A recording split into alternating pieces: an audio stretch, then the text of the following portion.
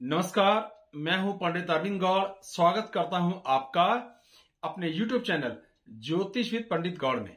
और हमारी आज की चर्चा का विषय है धन त्रिकोण, अर्थ त्रिकोण। कितना धन हमको मिल सकता है, कितना हम कमा सकते हैं, बुजुर्गों की मेहनत से हमें कितना मिलेगा और अगली पीढ़ी के लिए हम क्या छोड़ जाएंगे या वो उस पैसे का क्या इस्तेमाल करें, ये सारी बातें समझनी। या धार्मिक दृष्टिकोण से इसको देखें, या ज्योतिष की एक और परिभाषा है कि पूर्व जन्म का संचित धर्म, पिछले जन्म में की हुई मेहनत का धन आप कहां से देखें, इस जन्म में आपने जो मेहनत और स्टेटस मेंटेन करना है वो कहां से देखें, और अगली पीढ़ी, अगला जन्म जो आपको मिलेगा उसमें आप अपने लिए कितना धन इकट्ठा करके जा रहे हैं, या पिता की तरफ से क्या संपत्ति मिलेगी, आप क्या संपत्ति कमाएंगे और संतान उस संपत्ति का क्या इस्तेमाल कर पाएगी। इसको समझने के लिए एक त्रिकोण बनता है जिसे हम धन त्रिकोण कहते हैं। साधारण बात यह है कि कुंडली का 10वां भाव हमारे लिए अर्थ का है, धन का है और सबसे ताकतवर है। लगन से भी ज्यादा ताकत 10वें भाव की होती है। तो 10वें भाव में अगर हम एक बिंदु डाल दें और उसको त्रिकोण बनाएं, यानी उससे त्रिकोण बनाएं, उससे लग्न समझकर कुंडली को बना लिया जाए, तो उससे 5वां और उससे 9वां, इनको देखो तो ये स्थिति बनेगी। उनको जोड़ देंगे तो धन त्रिकोण। तो दूसरे भाव से देखना है पूर्व जन्म के संचित कर्म या पिता के द्वारा की हुई संपत्ति का लाभ कितना मिलेगा। 10वें भाव से देखना है आप अपने मेहनत से क्या संपत्ति कमा सकोगे, यानी आपके प्रयास। और 6ठे भाव से देखना है अगले जन्म में आपको क्या संपत्ति प्राप्त होगी या संतानों के लिए आप क्या छोड़ जाओगे। ये इसका एक आसान सा तरीका है। इसके और गहरे और गूढ़ अर्थ भी निकाले जा सकते हैं, लेकिन पहले साधारण बातचीत को ही ले लेते हैं। अब बात आती है कि सबसे पहले शुरुआत हुई हमें क्या मिला। हम छोटे बच्चे जब हम पैदा हुए तो या तो पूर्व जन्म का संचित धन समझ लीजिए, पिछले जन्म में आपने क्या मेहनत की, आपके क्या बैलेंस थे, उस सद्गुणों का को जो पैसा मिलना था, प्रयासों का जो फल मिलना था, वो ये हुआ कि आप एक अमीर घर में पैदा हो गए। लेकिन अगर वहां पापी ग्रह बैठे हैं तो इसका अर्थ होगा कि उस संपत्ति का तो लाभ आपको हो गया, मिल गई, पर आप उससे कोई फायदा नहीं उठा पाए। खर्च हो गई, बर्बाद हो गई, व्यापार करे डूब गए, कई बार प्रयास करे लेकिन लॉसेस होते चले गए। ये इसका अर्थ निकाला जा सकता है। अब अगर उस भाव का स्वामी खराब है, बुरी स्थिति में है और उस पर अशुभ ग्रहों की दृष्टि आ रही है, तो आपको पूर्व जन्म से कुछ मिलेगा नहीं। इसका मोटा मोटा अर्थ है कि जैसा आकलन आप दूसरे भाव का करेंगे उसी दृष्टिकोण से आपको परिवार में जन्म प्राप्त होगा, अच्छा या बुरा। बहुत अच्छा, अगर वहां बहुत अच्छी स्थिति है, कल्पना कीजिए दूसरे भाव का स्वामी दूसरे भाव में सो रही है, शुभ ग्रहों की दृष्टि भी है, तो आप बहुत अमीर घर में पैदा होंगे। इसमें आपका कोई अपना रोल नहीं था, ये ईश्वर की कृपा से प्राप्त हुआ, पिता की संपदा से प्राप्त हुआ, पैतृक संपत्ति मिली। लेकिन अगर वहां का जो स्वामी है वो खराब स्थिति में है, खराब ग्रहों की दृष्टि है, तो आप एक बहुत गरीब घर में भी जन्म ले सकते हैं। ये भी हमारे पूर्व जन्म से तय हुआ। अब मिला जुला प्रभाव लेते हैं कि भाव कारक तो अच्छा है, पर वहां पापी ग्रह बैठे हैं, अशुभ ग्रहों की दृष्टि है, तो आप उस संपदा का वास्तविक लाभ नहीं ले पाएंगे। खर्च हो जाएगी, व्यापार करे, किसी को दे दिया, लॉसेस हो गए और 100 बातें, या ऐब करे, पाप करे, उनको करके उन सबको डुबो दिया, एक तरीका। अब आते हैं 10वें भाव।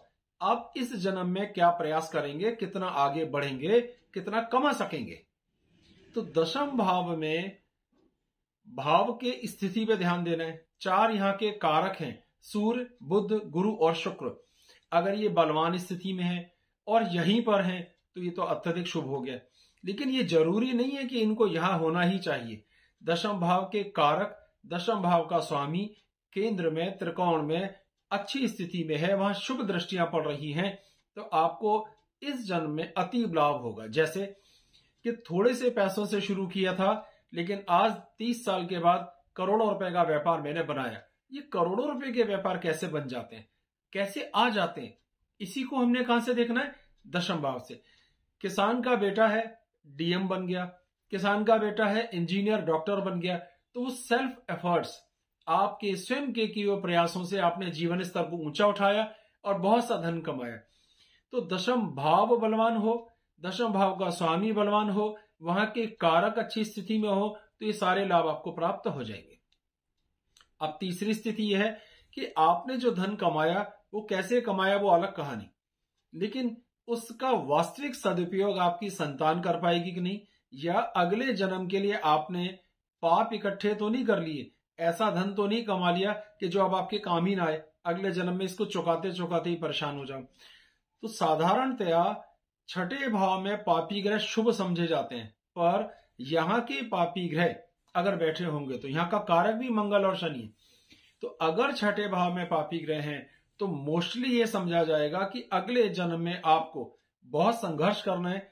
इस जन्म में जो बहुत सा पैसा आपने दूसरों को दुख देकर किसी तरह से एनक्रोच करके कमा लिया है, उसकी रिकवरी देनी है, ये तो एक तरीका है। या वो संपत्ति जो जीवन भर आपने इकट्ठी करके अपनी संतान को हैंडओवर की, आपके जीवन काल में ही लगभग उस संपत्ति का सारा नाश बच्चों ने करके दिखा दिया। तो फिर से समझिए, दूसरा भाव, पीछे से क्या धन मिला, पिता का आशीर्वाद। दसम भाव, आपने क्या प्रयास करे उसका भाव। और छठा भाव, आपकी संतान उस धन का क्या सदुपयोग करेगी, या पूर्व जन्म से कितनी मेहनत का फल प्राप्त हुआ, धन, आपने क्या स्टेटस बनाया, ये, और अगले जन्म के लिए आप क्या इकट्ठा करके जा रहे हो। तो ये भाव हुआ। ये एक और तरीके से बात को कहें, ये पृथ्वी तत्व है। ये तीनों भाव पृथ्वी तत्व हैं, स्थायी, मजबूत, गहरे। तो यहां पर हमें अर्थ प्राप्त करने के लिए मेहनत करनी है, कोशिश करनी है। उन कोशिशों के, उन प्रयासों के फल प्राप्त होंगे कि नहीं को देखने के लिए ही ये वाला भाव देखे जाते हैं। 2-4 एग्जाम्पल देखिए। अगर ये बात अभी थोड़ी क्लियर नहीं हुई होगी तो एग्जाम्पल से मैं कोशिश करता हूं कि ये बात आपको क्लियर हो जाए। तो 4-5 एग्जाम्पल दिखाता हूं आपको। एग्जाम्पल्स देखने से पहले एक लिस्ट देख लीजिए जो आप स्क्रीन पे देख पा रहे हैं कि कौन से नंबर पर कौन सी राशि होती है, और उसका नाम क्या होता है, और उसका कंट्रोलिंग प्लैनेट यानी उसका ग्रह कौन सा है, जिससे आपके लिए समझना आसान हो जाए। बेहतर होगा आप इसे अपने पास अलग से लिख लें, या मैं स्क्रीन के एक साइड में इसे लगातार दिखाता रहूंगा जिससे आप ये बात समझ सकें, जिससे आप पता चले कि हाँ, अगर 5 नंबर लिखा है तो सिंह राशि और इसका मतलब है सूर्य, और आपको सूर्य को दिख रहा है। तो मैं एक एक करके ये एग्जांपल्स दिखाता हूं, उसको देखिए, समझिए। ये पहला एग्जांपल जो है मैं ये देख कर पढ़ रहा हूं। पहला एग्जांपल है, एक पुरुष हैं और इनकी डेट ऑफ बर्थ है 17 अप्रैल 1988 और दोपहर को 12:40 दिल्ली में इनका जन्म हुआ है। अब इनकी कुंडली में इस त्रिकोण पे ध्यान दीजिए कि क्या स्थिति है। दूसरे भाव जहां से हमने देखना है, जहां 5 नंबर लिखा है, सिंह राशि हुई, उसका स्वामी हुआ सूर्य, और सूर्य 10वें भाव में अपनी उच्च राशि में है। तो जो ये संभावना व्यक्त करता है कि इनको पूर्व जन्म के संचित कर्मों का जबरदस्त लाभ होगा, या अपने बुजुर्गों की हुई मेहनत, उनके प्रयासों से इकट्ठा किया हुआ धन, पैतृक संपदा आराम से मिल जाएगी। केतु दूसरे भाव में कारक गिना जाता है, इस लिहाज ये स्थितियां बिल्कुल अच्छी हैं। पहली चीज देखिए। अब देखिए 10वां भाव, 10वां भाव का स्वामी है मंगल, और मंगल अपनी उच्च राशि में बैठा है 7वें भाव में जहां 10 नंबर लिखा है, और उसकी पूरी चौथी दृष्टि अपने भाव पर पड़ रही है, यानी अपने प्रयासों से भी बहुत अधिक धन कमा सकने की सामर्थ्य इनके पास है। अब तीसरी बात आती है, इनकी अगली पीढ़ी या अगले जन्म में धन की क्या प्राप्ति होगी। वहां शनि बैठता है 6ठे भाव में, देखिए वहां लिखा है 9 नंबर। अब 9 नंबर का स्वामी होता है गुरु, वो फिर से 10वें भाव में, यानी अगले जन्म में भी धन की बहुत प्राप्ति होगी, या संतान बहुत धन कमा सकेगी। पर इन्हें कष्टों का सामना भी करना पड़ेगा, बहुत सा पैसा खर्च या बर्बाद करना पड़ेगा अगले जन्म में, या इनके संतान उस धन को कमा तो सकेंगे पर संभाल नहीं पाएंगे, कारण कुछ भी हो सकता है। तो कुंडली में कमाने की बात देखें तो पहला भाव यानी जो हमने देखना था सेकंड भाव है ना, वहां से देखा तो वो अच्छी स्थिति है, सूर्य दशम भाव में, दशम भाव का स्वामी मंगल अपनी उच्च राशि में, और उसके बाद आगे बढ़ते हैं छठे भाव का स्वामी बृहस्पति खुद वहां बैठा है। तो तीनों भाव बहुत अच्छे हुए, ये बहुत बढ़िया कुंडली है।